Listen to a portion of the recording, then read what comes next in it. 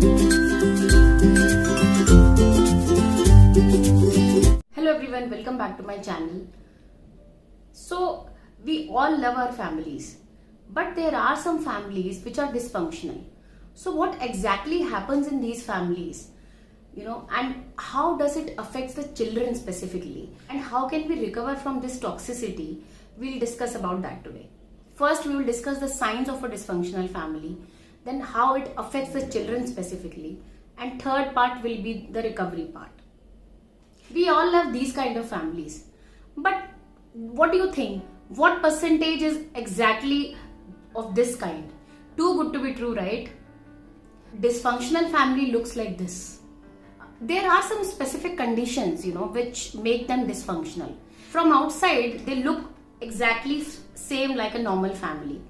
For outsiders, they can never predict that the family is dysfunctional when they meet them, when they socialize with them. But when you actually see the signs, then you understand that what makes them different. This is addiction. If there is a particular kind of addiction, be it alcohol or any kind of drug addiction or something, in that case, that family automatically becomes dysfunctional. Because parent cannot, obviously if a parent is involved in that kind of abuse, alcohol abuse, the second parent needs to take care of everything, and generally second parent also gets the abuse, and they get beaten up by the partner and everything. They have to control the situation, and you can't say that it is a normal family then. They have a different kind of setup then. Another thing is any kind of physical sexual abuse. It happens, and it sounds very, very traumatic, and it is very traumatic, and it happens with the children especially, and it turns out to be a dysfunctional family. There are other kinds of signs also, like perfectionism, that parents are so perfect. They want everything to be perfect. They want their children to be perfect, and in this race they don't know that how they are mentally affecting their child in a very negative way. So in order to reach this perfectionism, somewhere they lose their childhood also. And the last one is conditional love. They love them in a kind of scheme that today we are loving you, we are taking care of you, we are spending money on you like an investment, and in future you make sure that you do the same to us. Nothing less than that. So this is again a pressure on the children, that which they always feel, and they are always burdened by this pressure that they have to return everything, whatever they have got from their parents. Children are not allowed to speak their mind because they are so scared. They are so scared of what their parents will think. There is so much fear in the house, which you can sense when you visit them. Obviously, in 1 or 2 meetings you will not understand, but if you socialize with them a lot, then you understand that there is some kind of dysfunctionality there. So for all of us, our home is a comfort zone for us. It's the safest place which we have. But when you come out from a dysfunctional family, the equation doesn't remain same.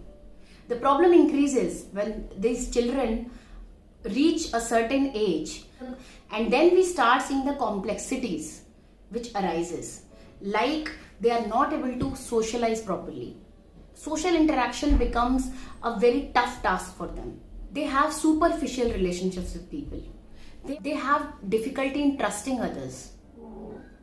They can't trust people easily.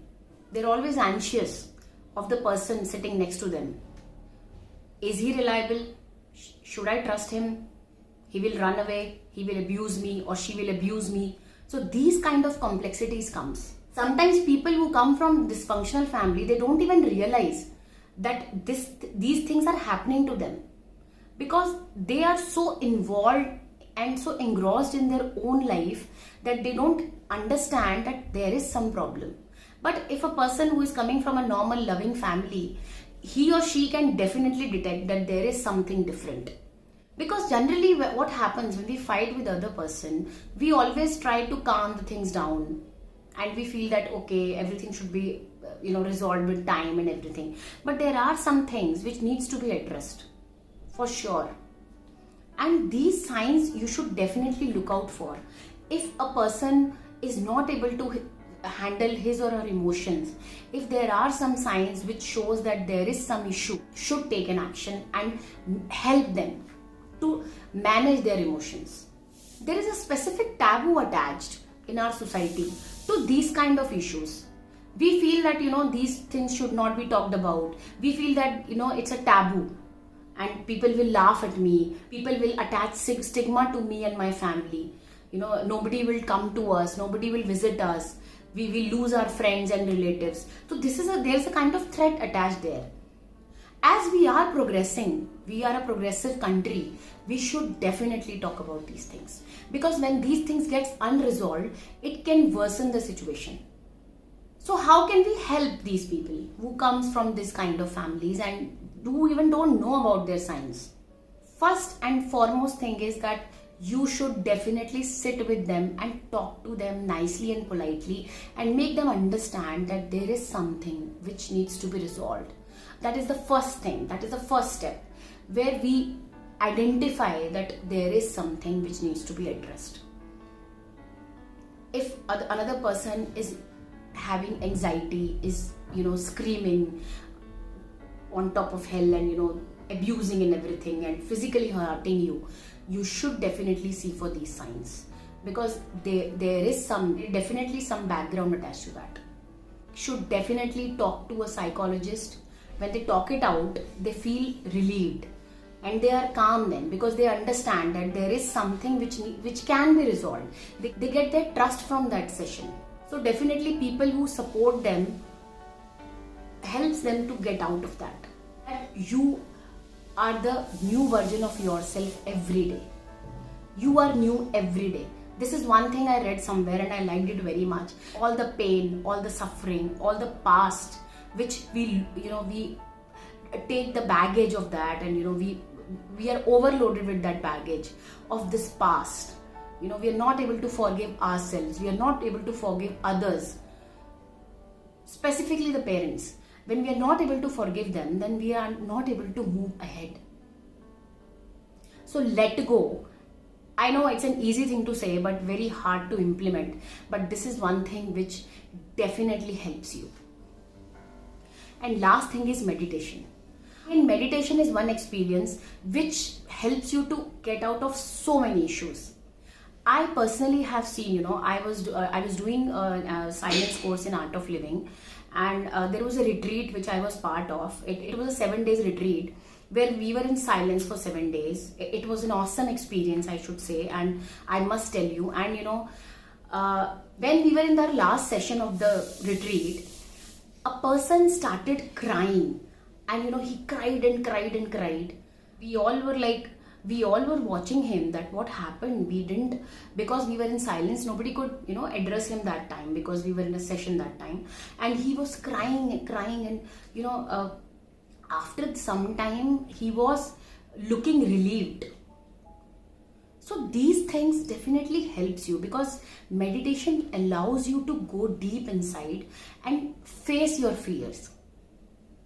So these were the things I wanted to talk about, because this is one video my friend recommended me to create a video on this topic, and I was excited to share all these experiences. And I hope that we start talking openly about mental health issues, because they do exist and people need help. And if they are treated on time, if they are given help on time, definitely they can live a life which any other person is living who comes from a normal, affectionate family. So thought and intention was just that, to discuss this, because these things should be discussed. So I hope you liked my video. If you like it, please like it, share it, and please subscribe my channel, and don't forget to click the bell icon. Thank you so much.